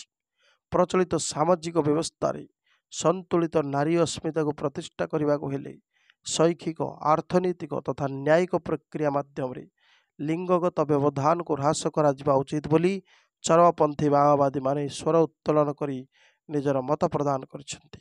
ତେବେ ଏହି ସମୟରେ କେତେକ ବାମାବାଦୀ ସଂସ୍କାର ମନସ୍କତାକୁ ପରିହାର କରି ସମାଜରେ ଅବସ୍ଥାପିତ ପୁରୁଷତନ୍ତ୍ରର ଲୈଙ୍ଗିକ ଦୃଷ୍ଟିର ଉଚ୍ଛେଦ ପାଇଁ ଏକ ବୈପ୍ଳବିକ ଆଭିମୁଖ୍ୟ ଗ୍ରହଣ କରିଥିବାର ଦେଖିବାକୁ ମିଳେ।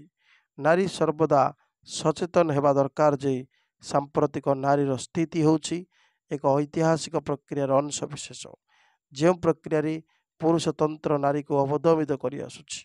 ଯୌନ ଉପାଦାନ ଭାବେ ପୁରୁଷ ତାକୁ ଯେପରି ଦେଖୁଛି, ନାରୀ ମଧ୍ୟ ପରୋକ୍ଷରେ ତାହାର ଅଂଶୀଭୂତ ହେଉଛି। ତେଣୁ ଲିଙ୍ଗ ବିଭକ୍ତ ସମାଜରେ ଅବଦମିତ ନାରୀ ସତ୍ତାକୁ ଜାଗରୁକ କରିବାକୁ ହେଲେ ନିଜର ଅସ୍ମିତାବୋଧ ଓ ସମ୍ମାନ ସୂଚକ ଆତ୍ମପ୍ରତିଷ୍ଠା ପ୍ରତି ଗୁରୁତ୍ୱ ଦେବାକୁ ପଡ଼ିବ। ଏହି କାରଣରୁ ଉକ୍ତ ମାଓବାଦୀ ଚିନ୍ତନଟି ଦୁଇଟି ଶ୍ରେଣୀରେ ବିଭକ୍ତ ହୋଇଛି। ପ୍ରଥମତଃ ସାମାଜିକ ପରିବର୍ତ୍ତନ ପାଇଁ ପ୍ରୟାସ ଏବଂ ଦ୍ୱିତୀୟତଃ ସାଂସ୍କୃତିକ ଚେତନାର ଆମୂଳ ପରିବର୍ତ୍ତନ ପାଇଁ ବଦ୍ଧପରିକରତା। ତେବେ ସମସ୍ତଙ୍କର ମୂଳ ଲକ୍ଷ୍ୟ ହୋଇଛି ସମାଜରେ ନାରୀ ପ୍ରତି ଥିବା ଯୌନ ଦୃଷ୍ଟିକୁ ଅପସାରଣ କରି ନାରୀକୁ ଗୋଟିଏ ମଣିଷ ପରି ବିବେଚନା କରିବା, ଅର୍ଥାତ୍ ଲିଙ୍ଗଗତ ଭାବେ ଭିନ୍ନତା ନ ଦେଖି ଉଭୟ ପୁରୁଷ ଓ ନାରୀ ଏକ ସମିଶ୍ରିତ ଭାବଧାରା ଭିତରେ ନାରୀ ନିଜକୁ ଗଢ଼ିବ ଏବଂ ଅନୁରୂପ ଭାବେ ନିଜର ବୁଦ୍ଧିମତ୍ତାକୁ ବିକଶିତ କରିବ। ସେମାନେ ସ୍ପଷ୍ଟ କରିଛନ୍ତି ଯେ ନାରୀ ନିଜର ସ୍ୱାତନ୍ତ୍ର୍ୟ ପ୍ରତିଷ୍ଠା କରିବାକୁ ହେଲେ ସେ ପୁରୁଷ ପରି ହେବ ନାହିଁ, କିନ୍ତୁ ସମାଜରେ ଥିବା ସାଂସ୍କୃତିକ ଗଢ଼ଣ ଯାହା ନାରୀକୁ ଦ୍ୱିତୀୟ ଶ୍ରେଣୀର ନାଗରିକ ଭାବେ ଗଢ଼ିଛି, ସେଥିରୁ ନିଷ୍କ୍ରାନ୍ତ କରିବାକୁ ପ୍ରୟାସୀ ହେବ।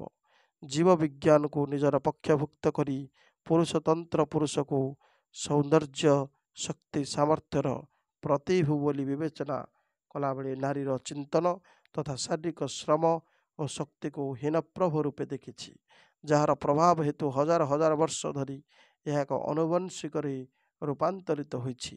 ଏହି ବିଘଟନ ପ୍ରକ୍ରିୟା ଭିତରେ ସୃଷ୍ଟି ହୋଇଥିବା ପୁରୁଷ କୈନ୍ଦ୍ରିକ ସାଂସ୍କୃତିକ ଗଢ଼ଣ ସହଜରେ ନାରୀକୁ ତାର ମଣିଷ ତୁଲ୍ୟ ପ୍ରାପ୍ୟ ପାଇବାରୁ ବଞ୍ଚିତ କରିଛି। ତେଣୁ ନାରୀ ପାଇଁ ସୃଷ୍ଟି ହୋଇଛି ଏକ ଭିନ୍ନ ଶବ୍ଦକୋଷ, ଯେଉଁଥିରେ ସେ ହେବ ନମ୍ର, ସହନଶୀଳ, ପ୍ରେମଶୀଳ ଏବଂ ପୁରୁଷ ହେବ ଏହାର ବିପରୀତ। ପୁରୁଷତନ୍ତ୍ର ସମାଜ ବ୍ୟବସ୍ଥାର ଔଦ୍ଧତ୍ୟକୁ ନିର୍ମୂଳ କରାଯାଇ ସାମାଜିକ ତଥା ବ୍ୟକ୍ତିଗତ କ୍ଷେତ୍ରରେ ଦୃଷ୍ଟିଗୋଚର ହେଉଥିବା ଶିକ୍ଷା, ସ୍ୱାସ୍ଥ୍ୟ, ଧିଷଣା, ପୁରୁଷର ଆଧିପତ୍ୟକୁ ପରାହତ କରାଇବା ପାଇଁ ଚରମପନ୍ଥୀ ବାମବାଦୀଗଣ କୁହନ୍ତି। ପୁରୁଷତନ୍ତ୍ର ଭାବାଦର୍ଶ ଭିତରେ ନାରୀ ଶରୀର ସମ୍ପର୍କରେ ଏକ କଳ୍ପିତ ଭ୍ରାନ୍ତ ଅବଧାରଣା ବେଶ୍ ସକ୍ରିୟ ହୋଇଥିବାରୁ ନିଜ ପୁରୁଷକାରକୁ ପ୍ରତିଷ୍ଠା ପାଇଁ ନାରୀକୁ ଅବଦମିତ କରିଥାଏ। ପୁରୁଷ ପରି ହେବା ପରିବର୍ତ୍ତେ ନାରୀ ନିଜଠାରୁ ଊର୍ଦ୍ଧ୍ୱକୁ ଯିବା ସହିତ ସମାଜରେ ପ୍ରଚଳିତ ନାରୀ ଭାବ, ପୁରୁଷ ଭାବ ସମ୍ପର୍କିତ ଅବଧାରଣାକୁ ଭାଙ୍ଗି ଅନ୍ତର୍ବୋଧ ଗୁଣକୁ ବିକଶିତ କରି ଏକ ଭାରସାମ୍ୟ ସମାଜ ପ୍ରତିଷ୍ଠା ହୋଇପାରିବ। ପୁରୁଷ ଭାବ ଏବଂ ନାରୀ ଭାବର ସମନ୍ୱୟ ସ୍ଥାପନ ସହିତ ଏକ ଆଧିପତ୍ୟ ତଥା ଲିଙ୍ଗଗତ ଆକ୍ରମଣମୂଳକ ମନୋଭାବର ପୂର୍ଣ୍ଣଚ୍ଛେଦ ଘଟିବ, ଯାହାଫଳରେ ଏକ ପାରସ୍ପରିକ ସହଯୋଗମୂଳକ ମନୋଭାବର ବାତାବରଣ ସମାଜରେ ସୃଷ୍ଟି ହୋଇପାରିବ। ଏତଦ୍‌ବ୍ୟତୀତ ନାରୀ ପୁରୁଷ ଉଭୟ କର୍ମକ୍ଷେତ୍ରରେ ଲିଙ୍ଗଗତ ସାମ୍ୟ ବୈଷମ୍ୟ ଊର୍ଦ୍ଧ୍ୱକୁ ଯାଇ ଏପରି ଏକ ନୈତିକ ବାତାବରଣ ସୃଷ୍ଟି ହେବ, ଯାହାଦ୍ୱାରା ସମାଜ ଉଚ୍ଚତର ସୋପାନରେ ପହଞ୍ଚି ପାରିବ ବୋଲି ମିଲେଟ ମତ ରଖିଛନ୍ତି। ଯୌନ କ୍ରିୟା ସମ୍ପର୍କରେ ପୁରୁଷର ଅବଦମିତ ମାନସିକତା ଓ ନାରୀର ସମର୍ପିତ ଭାବ ହେଉଛି ସମାଜରେ ପ୍ରତିଷ୍ଠିତ ଯୌନ ରାଜନୀତିର ଏକ ଜ୍ୱଳନ୍ତ ନମୁନା ବୋଲି କେଟ୍ ମିଲେଟଙ୍କ ପରି ସୁଲାମିତ ଫାୟାର ମଧ୍ୟ ମତବ୍ୟକ୍ତ କରନ୍ତି। ଯୌନ କ୍ରିୟା ସମ୍ପର୍କିତ ଅବବୋଧ ନିର୍ମାଣ କେବଳ ପୁରୁଷ ହସ୍ତରେ ନିହିତ ଥିବାରୁ ସନ୍ତାନର ଯତ୍ନ ଓ ଲାଳନ ପାଳନର ସମସ୍ତ ଦାୟିତ୍ୱ ନାରୀ ଉପରେ ନ୍ୟସ୍ତ, ଯେଉଁଥିରୁ ପୁରୁଷ ସମ୍ପୂର୍ଣ୍ଣ ମୁକ୍ତ। ସନ୍ତାନ ଜନ୍ମ ସମ୍ପର୍କିତ ଜୈବିକ କ୍ରିୟାକୁ ଛାଡ଼ିଦେଲେ ଅନ୍ୟାନ୍ୟ କର୍ମଠାରୁ ପୁରୁଷ ନିଜକୁ ଦାୟିତ୍ୱମୁକ୍ତ କରୁଛି। ପୁରୁଷର ଏହି ବିଭେଦ ସୂଚକ ନୀତିରୁ ନିଷ୍କ୍ରାନ୍ତ ହେବା ପାଇଁ ଅନ୍ୟତମ ଚରମପନ୍ଥୀ ମାଓବାଦୀ ଫାୟାରଷ୍ଟୋନ୍ ମଧ୍ୟ ଯୁକ୍ତି ବାଢ଼ିଛନ୍ତି। ସାମାଜିକ ଗଠନ ଭିତରେ ଥିବା ଶରୀର ବିଜ୍ଞାନ ସମ୍ପର୍କିତ ଅବଧାରଣାକୁ ଭାଙ୍ଗିଦେଲେ ଉଭୟ ନାରୀ ଓ ପୁରୁଷ ମୁକ୍ତ ହୋଇପାରିବେ ବୋଲି ସେ ମତ ପ୍ରକାଶ କରିଛନ୍ତି। ଏତଦ୍‌ବ୍ୟତୀତ ଉଭୟ ନାରୀ ଓ ପୁରୁଷ ଯୌନ ପ୍ରକ୍ରିୟା ସମ୍ପର୍କିତ ଉନ୍ମୀଳନର ବିବିଧ ସ୍ତର ଦେଇ ନିଜର ଯୌନ ଜୀବନକୁ ଶୃଙ୍ଖଳିତ ଭାବେ ବଞ୍ଚିପାରିବେ, ତେବେ ପୁରୁଷତ୍ୱ ଓ ନାରୀତ୍ୱ ଆତ୍ମପରିଚିତି ସ୍ଥାପନରେ କୌଣସି ମତାନ୍ତର ବା ଆଧିପତ୍ୟ ରହିବ ନାହିଁ। ପରବର୍ତ୍ତୀ ଆଲୋଚନାକୁ ପ୍ରଶ୍ନ ନମ୍ବର 6। ସାମ୍ପ୍ରତିକ ସାହିତ୍ୟରେ ଗୋଲାପୀ ବାମବାଦର ପ୍ରୟୋଗ କିପରି ଘଟିଛି ସଦୃଷ୍ଟାନ୍ତ ଆଲୋଚନା କର। ତନ୍ତ୍ର ସମାଜ ପ୍ରତି କେଉଁ ବାର୍ତ୍ତା ପ୍ରଦାନ କରି ଆଲୋଚନା କର। ଉତ୍ତର ହେଲା ବିଶ୍ୱାୟନ ପରିପ୍ରେକ୍ଷୀରେ ନାରୀ ଯେତେ ପରିମାଣର ସୁଶୃଙ୍ଖଳ ଭାବେ ନିଜ ଅସ୍ମିତାକୁ ପ୍ରତିଷ୍ଠା କରିପାରୁଛି, ସେତିକି ମଧ୍ୟ ଆତ୍ମନିର୍ଭରଶୀଳ ହେବା ହେତୁ ବହୁ ସଂସ୍କୃତିର ନିକଟବର୍ତ୍ତୀ ହୋଇପାରୁଛି। ତେଣୁ ଜାତି, ଧର୍ମ, ବର୍ଣ୍ଣ ନିର୍ବିଶେଷରେ ସମସ୍ତଙ୍କୁ ଏକତ୍ର କରି ଏକ ନୂଆ ବିଶ୍ୱ ସୃଷ୍ଟି ପାଇଁ ପ୍ରୟାସୀ ହୋଇଛି। ସିନେମା ଠାରୁ ବିଜ୍ଞାପନ ତଥା ବହୁ ସାମାଜିକ, ଶୈଳ୍ପିକ, ଅର୍ଥନୈତିକ ତଥା ସାଂସ୍କୃତିକ କ୍ଷେତ୍ରରେ ନିଜର ପାରଦର୍ଶିତା ପ୍ରତିପାଦନ କରି ଏକ ଭିନ୍ନ ରୁଚିପୂର୍ଣ୍ଣ ଜୀବନଶୈଳୀ ସହିତ ପୁରୁଷର ସମକକ୍ଷ ତଥା ନିକଟବର୍ତ୍ତୀ ହୋଇପାରିଛି। ବିଦ୍ୟୁତ୍ ପ୍ରଭା ଦେବୀ, ରୁନୁ ମହାନ୍ତି, ପ୍ରତିଭା ଶତପଥୀ, ଅପର୍ଣ୍ଣା ମହାନ୍ତି, ରଞ୍ଜିତା ନାୟକ, ସୁଚେତା ମିଶ୍ର, ସୁଭାଷିନୀ ମହାକୁଡ଼, ଏଲି ମହାନ୍ତି, ଅଙ୍ଗୁରବାଳା ପରିଡ଼ା, ଗାରିମା ନାଥ, ପ୍ରତୀକ୍ଷ ଜେନା, ସୁଜାତା ସାହାଣୀ, ନଳିନୀ ବେହେରା, ସ୍ୱପ୍ନା ମିଶ୍ର ପ୍ରଭୃତି ନାରୀ କବିଙ୍କ ରଚନାରେ ଯେପରି ଏହି ବାମା ବିମର୍ଶ ଏକ ନୂଆ ତତ୍ତ୍ୱ ରୂପ ନେଇ ଓଡ଼ିଆ କାବ୍ୟ ଭଣ୍ଡାରକୁ ସମୃଦ୍ଧ କରୁଛି, ସେହିପରି ପ୍ରତିଭା ରାୟ, ପାରମିତା ଶତପଥୀ, ଗାୟତ୍ରୀ ସରାଫ, ଅଳକା ଚାନ୍ଦ, ଲକ୍ଷ୍ମୀପ୍ରିୟା ଆଚାର୍ଯ୍ୟ, ବାସନ୍ତୀ ମହାନ୍ତି ପ୍ରଭୃତି କଥାକାରମାନେ ଓଡ଼ିଆ କଥା ସାହିତ୍ୟରେ ବାମାବାଦର ସ୍ୱରୂପ ସନ୍ଦର୍ଶନ ପାଇଁ ପ୍ରୟାସୀ ହେଉଛନ୍ତି। ନାରୀ ଅସ୍ମିତାର ଅନ୍ୱେଷଣ ଓ ସାହିତ୍ୟରେ ତା'ର ସଫଳ ରୂପାୟନ ପାଇଁ ବିଶ୍ୱସ୍ତର ଠାରୁ ଓଡ଼ିଶା ପର୍ଯ୍ୟନ୍ତ ଲେଖିକାମାନେ ବାମାବାଦର ତତ୍ତ୍ୱରୂପ ଭିତରେ ସୌନ୍ଦର୍ଯ୍ୟବୋଧକୁ ଅତି ଯତ୍ନ ସହକାରେ ସାହିତ୍ୟାୟନରେ ଅଭିନିବେଶ କରାଇଛନ୍ତି। ସାମ୍ପ୍ରତିକ ସାହିତ୍ୟରେ ଏହିପରି ଭାବେ ଗୋଲାପୀ ବାମାବାଦର ପ୍ରୟୋଗ ଘଟିଥିବା ଲକ୍ଷ୍ୟ କରାଯାଏ। ପରବର୍ତ୍ତୀ ପ୍ରଶ୍ନ 7 ନମ୍ବର ପ୍ରଶ୍ନ। ଲେଖିକାମାନଙ୍କ ରଚନାରେ ବାମାବାଦର ସ୍ୱର ପୁରୁଷତନ୍ତ୍ର ସମାଜ ପ୍ରତି କେଉଁ ବାର୍ତ୍ତା ପ୍ରଦାନ କରି ଆଲୋଚନା କର। ଉତ୍ତର ହେଲା ବିଶ୍ୱର ବିବିଧ ସାମାଜିକ ଓ ସାଂସ୍କୃତିକ ପରିମଣ୍ଡଳରେ ପୁରୁଷ କର୍ତ୍ତୃକ ଯୌନ ଉତ୍ପୀଡ଼ନରୁ ତଥା ସମସ୍ତ କ୍ଷେତ୍ରରେ ସ୍ୱାଧିକାର ଉଦ୍ଦେଶ୍ୟରେ ବିଶ୍ୱ ଭଗ୍ନୀଭାବ ପ୍ରତିଷ୍ଠା ପାଇଁ ବାମାବାଦୀ ଆନ୍ଦୋଳନ ଏକ ଗୁରୁତ୍ୱପୂର୍ଣ୍ଣ ଭୂମିକା ଗ୍ରହଣ କରିଛି।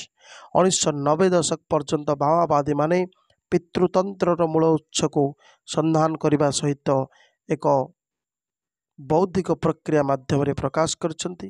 ସମାଜରେ ଲିଙ୍ଗ ରାଜନୀତିରେ ବିଭତ୍ସ ରୂପକୁ ଖୋଲାଖୋଲି ଭାବେ ବିଦ୍ୟାର ସମସ୍ତ ପ୍ରାରୂପକୁ ଆଧାର କରି ଏକ ପଦ୍ଧତିଗତ ପ୍ରକ୍ରିୟା ମାଧ୍ୟମରେ ପ୍ରକାଶ କରାଯାଇଛି। 1990 ଦଶକ ପରେ ଯାହାକୁ ବର୍ତ୍ତମାନ ଉତ୍ତର ବାମାବାଦ ବୋଲି ଏକ ଭିନ୍ନ ଦଶା ପ୍ରତି ଉନ୍ମୁଖ ବାମାବାଦର ଏହି ଚତୁର୍ଥ ପର୍ଯ୍ୟାୟ ଏକ ସମ୍ବେଦନଶୀଳ ନାରୀ ଭାବର ଦ୍ୟୋତକ। ଏହି ସମୟରେ ନାରୀ ବ୍ୟକ୍ତିଗତ ଭାବେ ନିଜ ଅନ୍ତର୍ବୋଧର ବିକାଶ ସହିତ ଆତ୍ମନିରୀକ୍ଷଣ କରିଛି। ପୁରୁଷ ସହିତ ନାରୀର ଏକତ୍ର ସହାବସ୍ଥାନ ଓ ସମ୍ପର୍କର ନିବିଡ଼ତା ସ୍ଥାପନ ପାଇଁ ଅନୁରୂପ ପରିମଣ୍ଡଳ ନିର୍ମାଣ ନିମନ୍ତେ ପ୍ରୟାସୀ ହୋଇଛି।